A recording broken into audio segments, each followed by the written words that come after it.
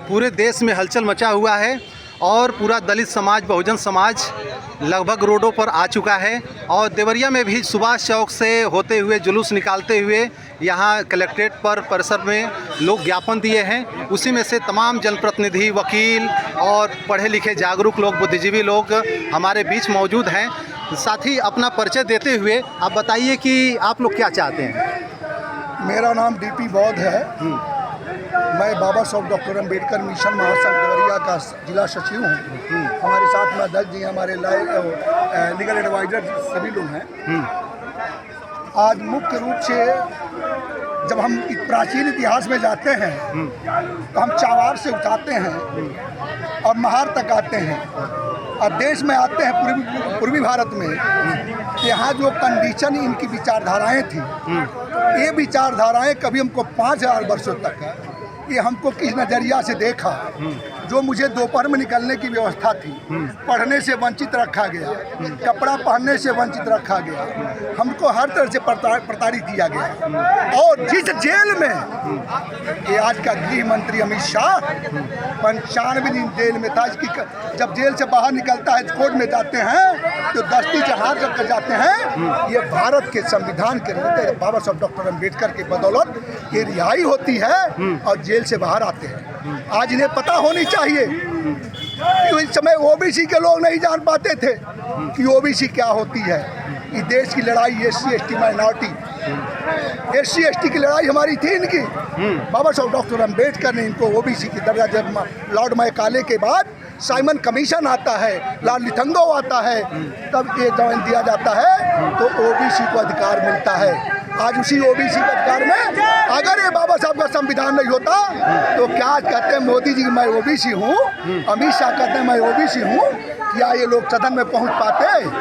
और उसी सदन में जाकर जो बाबा साहब डॉक्टर मेरे ने जो सबको हक हकूक़ की बात किया, सबको अधिकार देने की बात किया, सबकी भागीदारी की बात किया, उस आदमी का जिस तरह आपत्ति टिप्पणी किया है अमित शाह जी ने, ये बहुत निंदनीय है। ये बहुत इसे हम भारत के पूरे विश्व में लोग, आप कोलंबिया में देख लीजिए, आप वहाँ अमेरिका में देख लीजिए, वहाँ के बाबा ने क्या कहा, लाइट ऑफ एशिया कहा था, सिंबल ऑफ नॉलेज कहा था। इनके अन्य देशों में जो 32 भाषा की जानकारी, मतलब बाबा साहब इतने प्रसिद्ध हैं, विश्वविख्यात हैं और अपने ही देश में संविधान निर्माता भी रहे हैं, लेकिन आज उनको ये बर्दाश्त नहीं हो पा रहे हैं जो हमारे देश के गृह मंत्री हैं। तो ऐसे समय में आखिर उनको बर्दाश्त क्यों नहीं हो रहे हैं? अब आखिर उनके दिमाग में क्या है?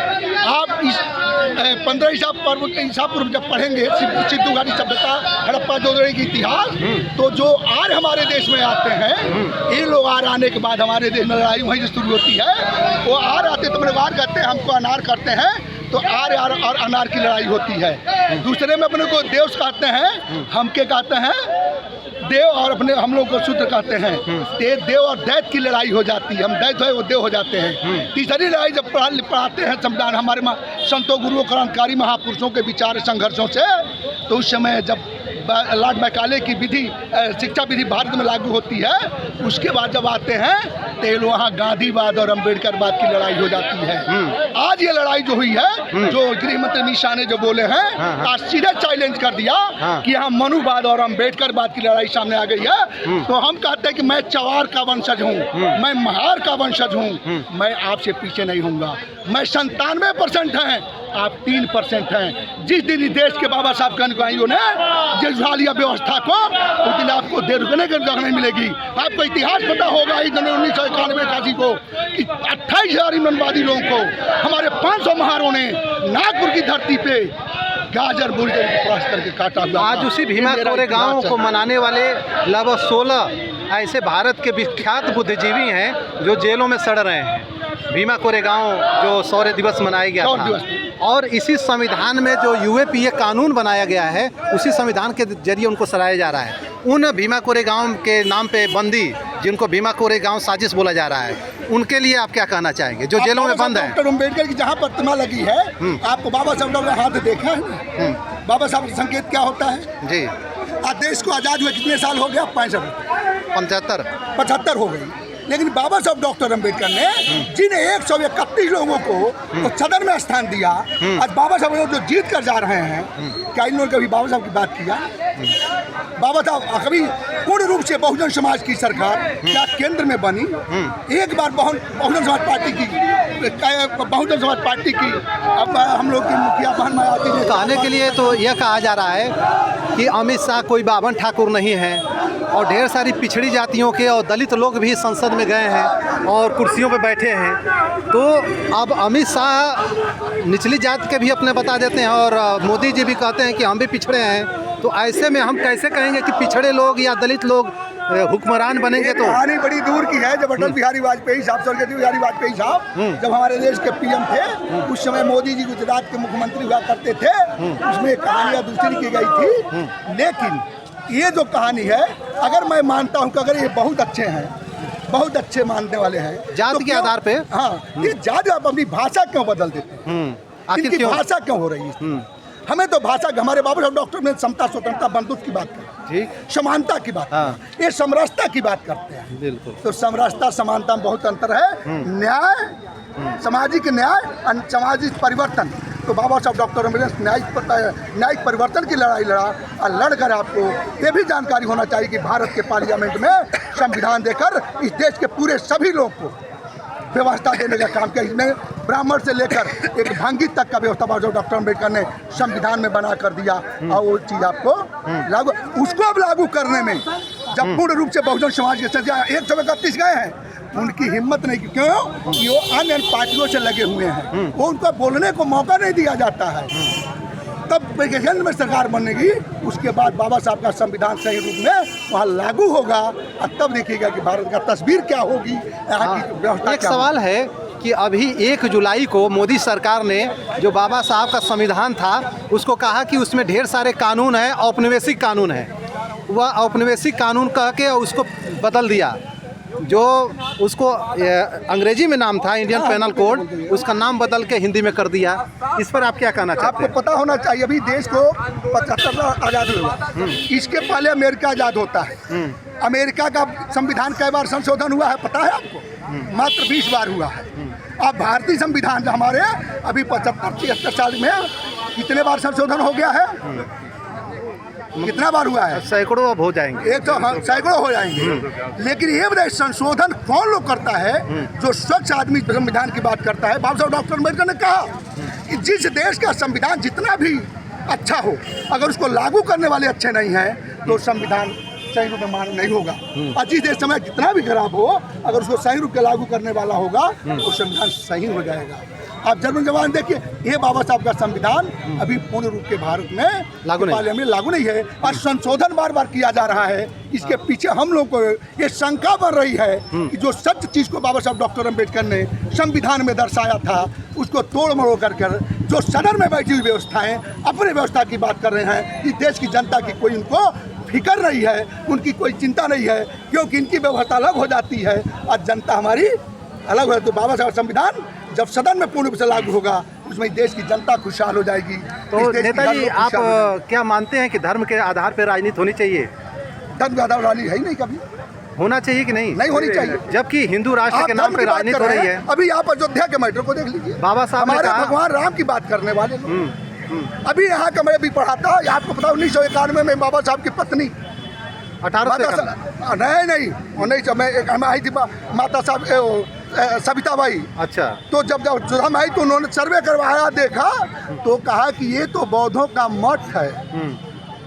आज भी अभी हमारे राम मंदिर की जब खुदाई हुई है तो वहाँ देखें क्या निकला है अवशेष में, तथागत बुद्ध की अवशेषें निकली है। खुदाई के दौरान मान लीजिए कि मस्जिद की जगह पे मंदिर मिल जाए या जैन मंदिर मिल जाए, तो क्या खुदाई वाला जो यह हो रहा है आज देश में जगह जगह खुदाई, यह होना चाहिए कि नहीं होना चाहिए? पूरा तत्व विभाग से मैं कहता हूँ कि पूरे भारत की व्यवस्था को, प्राचीन इतिहास को खोज कर निकाल लो। ये तो बड़े खुशी की बात होगी कि जो सच्चाई और सच्चाई साफ हो जाएगी, दूध और दूध पानी और पानी हो जाएगा कि वाकई में देश किसका रहा है, कौन रहा। राहुल संत की तान से बड़ा कौन ब्राह्मण हमारे। लेकिन हमारे देश में कानून बना 1991 की व्यवस्था को पढ़िए, राहुल तत्काल 1992 में जब कानून बना है कि यह जो ऐतिहासिक धरोहर है उसको सुरक्षित रखने की जरूरत है। जो ऐतिहासिक धरोहर जिस रूप में है उसी रूप में मौजूद रहना चाहिए। लेकिन आज जो राजनीति चल रही है कि खुदाई करा करा के मंदिर कह के और मस्जिदों की खुदाई चल रही है। आपने बड़ी अच्छी बात क्वेश्चन किया सर जी, बड़ा समय लगा। भागवत आज बोल दिए हैं। चलिए भैया भैया हमारे शुक्ला भाई हमारे बड़े भाई हैं, सुन लीजिए इधर आइए। मोहन भागवत ने हमारी बात सुनिए। अभी मैं बोला कि आप अब तक अपने देश का नाम जानते हैं? आप जानते नहीं जानते हैं? बोलिए यस नो में जी नहीं जानते। अभी तो हम लोग भारत हमारे देश में जब सोने का चिड़िया द्वीप द्वीप में देश हुआ करता था, तो 15 ईसापुर में जब हमारे देश में आर्य लोग आते हैं तो इस देश का नाम क्या रख दिए?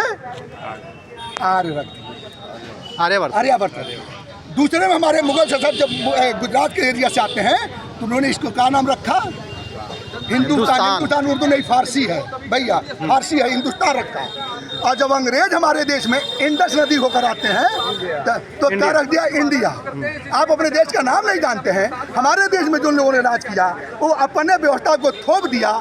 हमारे देश का नाम जम्मू द्वीप, जो खंड में जो अखंड भारत सम्राट अशोक ने किया था, उस चीज़ को बरकरार होनी चाहिए। और यहाँ की व्यवस्था को पूरा तत्व मैं बार बार कहता हूँ कि जिस तरह देवदौर से लेकर कुशेर से लेकर रामग्राम से लेकर नालंदा से लेकर जहाँ जहाँ हमारी विसारते हैं प्राचीन इतिहास है, वहाँ प्रत्येक खुदाई करे और दूध का दूध पानी का पानी कर दे। तो वाकई में देश की सच्चाई क्या है और जो आने वाले की सच्चाई क्या है और यहाँ की मूल की सच्चाई क्या है, इसकी हम बड़ी मांग करना चाहते हैं आपके सोशल मीडिया के माध्यम से। इससे तो और झगड़े खड़े हो जाएंगे भारत में। कोई झगड़ा नहीं, कोई कहेगा मंदिर है, कोई कहेगा जैन है, कोई कहेगा बौद्ध है, और भारत में फिर खुदाई होने लगेगी। जबकि भारत के संविधान में 1992 में ही यह अधिनियम ला दिया गया कि अब यह खुदाई वाला कार्यक्रम बंद करो। जैसा जिस तरह से ऐतिहासिक धरोहर है, वह ऐतिहासिक धरोहर ऐसी है कि भारत विभिन्न धर्मों का, विभिन्न पंथों का, विभिन्न जातियों का हजारों साल का इतिहास रहा है। सब मिलजुल कर रहते भी आए हैं, झगड़े भी हैं, लेकिन झगड़े के बावजूद भी मिलके आज यहाँ एक साझी विरासत रही है। और साझी विरासत मुद्दा इसलिए हो रहा है कि महंगाई बेरोजगारी का ध्यान हटाने के लिए हट गया ध्यान। देखिए बोल रहे हैं खुदाई पर,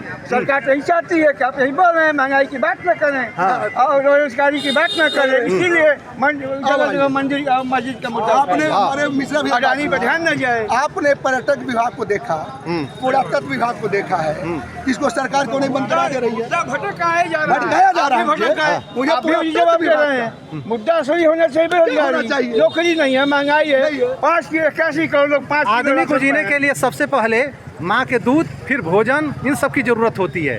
लेकिन आज खुदाई या बुलडोजर बाबा की जो राजनीति है, क्या इससे सहमत हैं आप? आप ये बात बताइए, जो आदमी आज के 5000 पहले दिन भर मजदूरी करवा कर हमको लात मारता था, मजदूरी नहीं देखा था, और 1950 में देश का संविधान लागू होता है। ये बाबा साहब डॉक्टर अम्बेडकर का संविधान का दिन है कि आज आपको जब माँ के पेट में आते हैं तो माँ के पेट से पुष्टाहार से लेकर मैं स्मशान तक जाता हूँ, वहाँ की लकड़ी की व्यवस्था बाबा का संविधान ने किया है, अन्य किसी ने नहीं किया है। हमारे द्वंद्वों ने क्या कर पाया है? ये तो मुझे हरदम लूटने का काम किया है। अब पूरा तत्व विभाग की बात कर रहे थे, अब पर्यटक की। ये सरकार को पूरा तत्व और पर्यटक विभाग क्यों नहीं बंद कर देती है? आपने कहा कि बंद करना है। आप जाइए रामग्राम में देखिए तथागत बुद्ध का ननिहाल, जो